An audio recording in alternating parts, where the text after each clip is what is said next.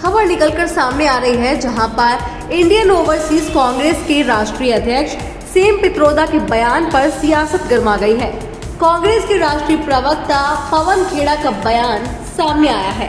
पवन खेड़ा का कहना कि उनका पर्सनल ओपिनियन है, उनके ओपिनियन पर पार्टी अपना बयान क्यों दे। पार्टी ने इस मामले से जुड़ा कहीं भी कुछ नहीं कहा। हाँ, अपने ही मैनिफेस्टो में कहा है हर व्यक्ति अपनी बात रखने, विचार रखने के लिए स्वतंत्र है। हमारा देश तो विचार मंथन के लिए जाना जाता है। क्या किसी बात पर चर्चा भी नहीं होनी चाहिए? वे अपनी बात कर रहे हैं, इसका पार्टी से कोई लेना देना नहीं है। हम इस मामले पर कोई बात नहीं करने वाले हैं। आपको बता दें, सैम पित्रोदा ने कहा कि अमेरिका में इनहेरिटेंस टैक्स की व्यवस्था है। इसका मतलब है कि अगर किसी के पास 10 करोड़ डॉलर की संपत्ति है तो उसके मरने के बाद बच्चों को केवल 45% संपत्ति ही मिलेगी, बाकी 55% सरकार ले लेगी। ये काफी दिलचस्प कानून है, इस पर चर्चा होनी चाहिए। ग्वालियर से विकी शर्मा की रिपोर्ट। जो मुख्य बातें हैं हमारे न्याय पत्र की, वो मुख्य बात, चिंता मत करो, सबको मौका दो, आप निश्चिंत रहो। सबसे मुख्य जो बात पूरे देश में जो लोगों को पसंद आई वो है नौजवानों के लिए जो हमने बात की है, 30 लाख रिक्त पद भरने की जो बात की है, पेपर लीक के खिलाफ एक ठोस कानून बनाने की जो बात की है, और पहली नौकरी पक्की की जो बात की है। मुझे लगता है सबसे ज्यादा नौजवानों को ये बात आकर्षित कर रही है पूरे देश में, और यहाँ भी नौजवान उत्सुक हैं ये जानने को कि हमें 30 लाख नौकरी देने वाली पार्टी कौन सी है, हम उसी को वोट देंगे। अभी मध्य प्रदेश में पवन जी भारतीय जनता पार्टी के पास 19 में से 28 सीटें हैं लोकसभा में। इस बार आपकी पार्टी की तमाम नेता कह रहे हैं कि के लिए काम कर रहे हैं, पार्टी ज़्यादा सीटें जीतेगी, लेकिन बहुत सारे नेता अपनी पार्टी का विरोध में चुनाव मैदान में उतर गए। कई नेता विरोध कर रहे हैं कि पार्टी क्या पॉसिबिलिटी आपको लगी कि ज़्यादा सीटें जीत पाएंगे? नहीं, बिल्कुल जीत पाएंगे। हर पार्टी में चुनाव में ऐसा होता है, मतभेद भी होते हैं, लोगों को लगता है कि मेरा हक था और किसी और को मिल गया, ये होता है, स्वाभाविक बात है। और कई बार वो चुनाव भी लड़ते हैं, फिर मान भी लेते हैं, नहीं भी मानते तो फिर असलियत उनको मालूम पड़ जाती है कि साहब बिना पार्टी के सिंबल के कुछ होता नहीं है, वोट नहीं मिलता। तो जो आने हैं वो लौट कर आएंगे, जो नहीं आए उनको समझ में आ जाएगा। हम आश्वस्त हैं कि हम चुनाव जीत रहे हैं। सर, एक सवाल है, सिंधिया जी ने अपना बयान दिया है, उसमें कहा है अगर वो सरकार नहीं गिराती, सरकार के महीने का पैसा कमलनाथ जी ने अपने जेब में जाता। ये इतनी छोटी बात का मैं जवाब नहीं देना पसंद करूंगा। जिस पार्टी में उनका परिवार रहा और उनके स्वर्गीय पिता ने बहुत काम किया, राष्ट्र निर्माण में बहुत काम किया, अच्छा काम किया, आज भी हमारे मन में उनके लिए बहुत श्रद्धा है और हम सब उनसे प्रेरणा लेते हैं। उस परिवार का सुपुत्र जो इसी पार्टी ने एक कम उम्र में उनको सांसद भी बनाया और भी बड़े पदों पर मंत्री बनाया, उसके बाद वो इस तरह की हल्की टिप्पणी करें, अच्छा नहीं।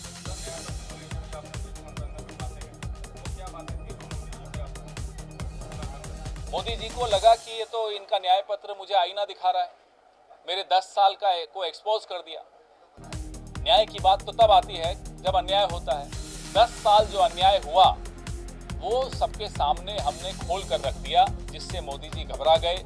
और हम जब बार बार मांग करते हैं कि भैया गिनती करिए, उससे वो डरते हैं। बात जाति से नहीं है, बात न्याय की, और न्याय की बात से मोदी जी क्यों डरते हैं, इससे अपने आप देश को समझ में आ जाता है कि जिस व्यक्ति के मन में न्याय के प्रति कोई निष्ठा नहीं है, वो अन्याय करता आया है पिछले 10 साल, अलग अलग वर्गों से, नौजवानों से, महिलाओं से, किसानों से, आदिवासियों से, दलितों से, मध्यम वर्ग से।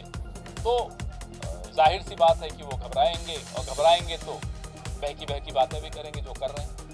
आप न्याय पत्र के 2 बिंदु मंगल किए जाने की बात कही है। न्याय पत्र में मंगलसूत्र शब्द हो तो बता दो, बहुसंख्यकों को लेकर की बात की, कहीं लिखा हो अल्पसंख्यक बहुसंख्यक बता दो, कहीं हिंदू मुस्लिम लिखा हो बता दो। और रही बात मंगलसूत्र की, एक पिक्चर देखी थी हमने, ओम शांति ओम थी शायद, मंगलसूत्र की कीमत तुम क्या जानो, समझ गए होगे किसके लिए कह रहा हूँ और क्यों कह रहा हूँ।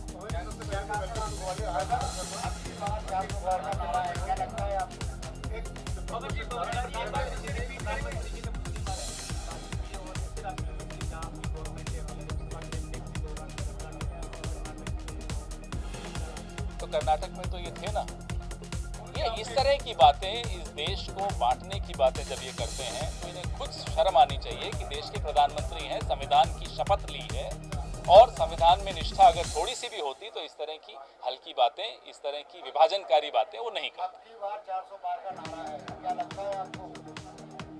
अब की बार गुजरात के उस पार जा रहे हैं वापस साहब। पवन जी, एक चीज और थी, आपने जैसा कहा, पहली बात तो वेलकम टू ग्वालियर। धन्यवाद, तो धन्यवाद। एक बार फिर अगेन कांग्रेस को एक बार और वेलकम। एक चीज और थी, आपने कहा प्रधानमंत्री झूठ बहुत बोलते हैं। नहीं, पहले तो मैं बोलता था कि प्रधानमंत्री झूठ बहुत बोलते हैं, अब कह रहे हैं कि ये वाले प्रधानमंत्री, इन्हीं की बात हो रही है और किसी प्रधानमंत्री की बात क्यों करेंगे साहब? ये वाले प्रधानमंत्री सच बोलते ही नहीं है, झूठ ही बोलते हैं। हैरानी की बात यह है, कोई एक सच बताओ। आप इतने सीनियर हैं और काफी वर्षों से कांग्रेस से जुड़े हुए हैं, आप एक ऐसा बताइए, सिंपल एक 15 लाख रुपए आए खाते में, 2 करोड़ नौकरियां मिली आपको, बताइए। और काला धन वापस आ गया। तीसरा, नोटबंदी के बाद आतंकवाद खत्म, हिंसा खत्म, सामाजिक न्याय आ गया।